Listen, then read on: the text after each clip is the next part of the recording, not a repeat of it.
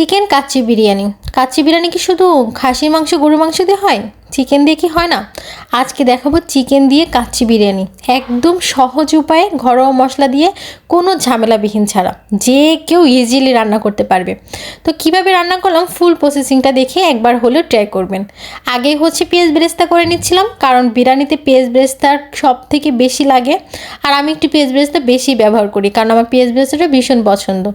তারপর বড় বড় করে কেটে রাখা কিছু আলুর সাথে লবণ আর হলুদ মেখে ভেজে নিচ্ছি। আলুও ভেজে নেব।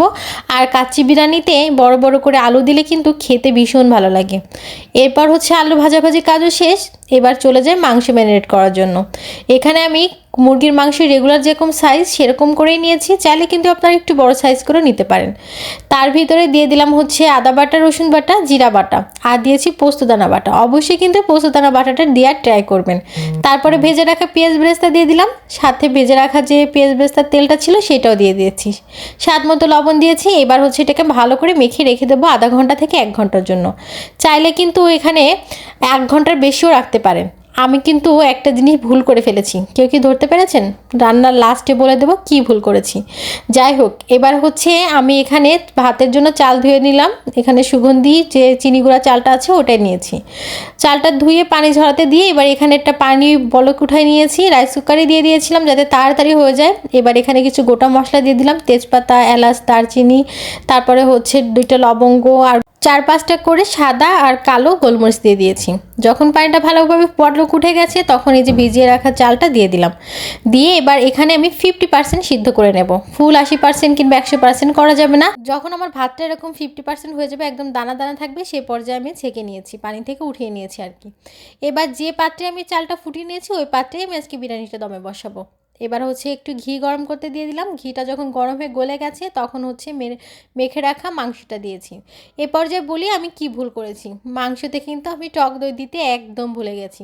আর আজকে বিরিয়ানিটা আমি টক দই ছাড়াই রান্না করেছি। কি আর বলবো বলেন, মাথায় না থাকলে যা হয়। ফ্রিজ থেকে বের করে সাইডে রেখে দিয়েছি, চোখেও পড়েনি, দ্বিতীয় মনে নেই। কি আর করা যাবে, আপনারা কিন্তু অবশ্যই মাংস মাখানোর সময় টক দইটা দিয়ে নেবেন, আমার মতো কেউ যেন আবার ভুলে যাবেন না।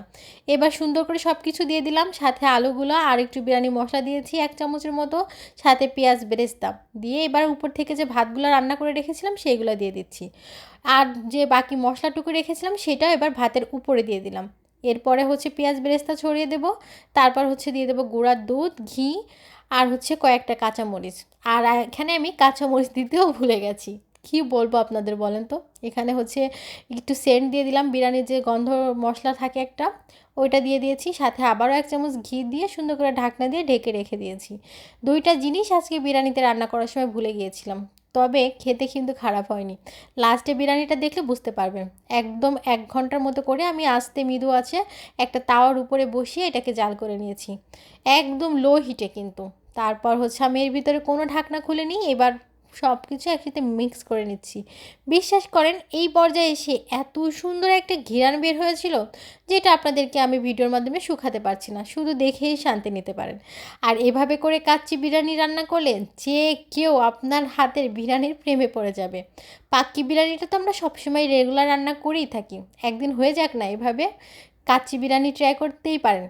আর এত সুন্দর করে মাংসটা সফট হয়েছিল, সিদ্ধ হয়েছিল, আলু মাংস সব কিছু অনেক ভালোভাবে সফট হয়ে গিয়েছিল।